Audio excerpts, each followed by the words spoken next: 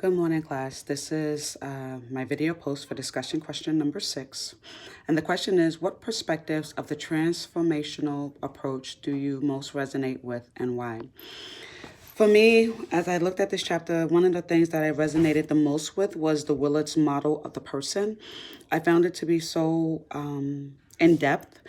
I'm a firm believer that we are a tripart being, and because we are a tripart being, body, soul, and spirit, if we don't understand the whole aspect of those different entities, it can create issues and problems theoretically within our entire being.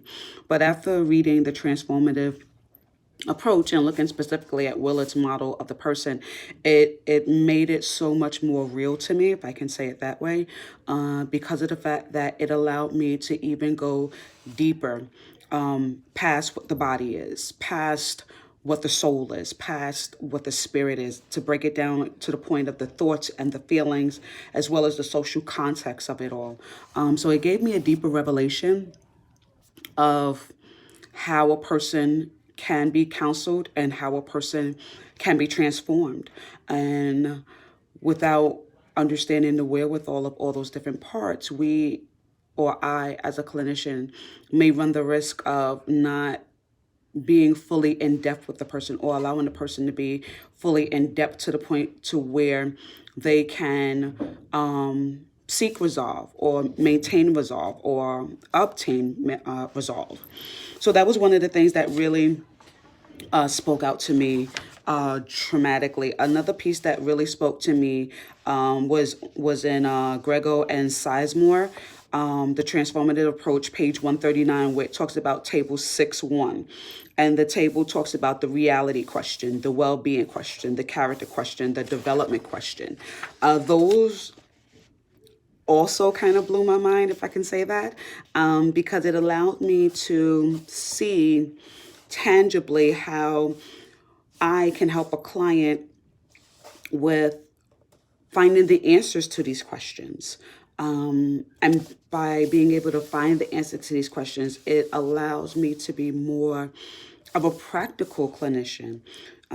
Whereas I believe if I didn't come across this particular perspective, I would still be a clinician and a good clinician, but I think this makes the differentiation when you can obtain information and obtain knowledge and really make it so in depth for a person to really get to the core of these questions that may be lingering, or even bring them to the awareness that they may not even be aware of. So with that, I believe that those were the two things that resonated the most with me. The second part of discussion question number 6 says, what potential weaknesses might this approach have?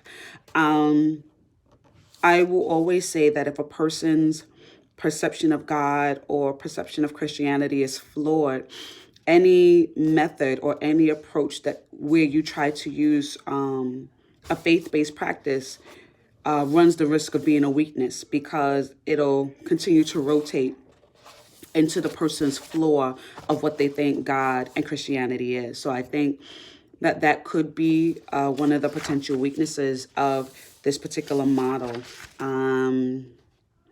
That was really the biggest thing that I could think of. The other piece could be in regards to the person's pathology, whether the pathology would be so in depth or so rooted in a person that they may not have the wherewithal to even fathom whether a transformative approach would even be valuable to them.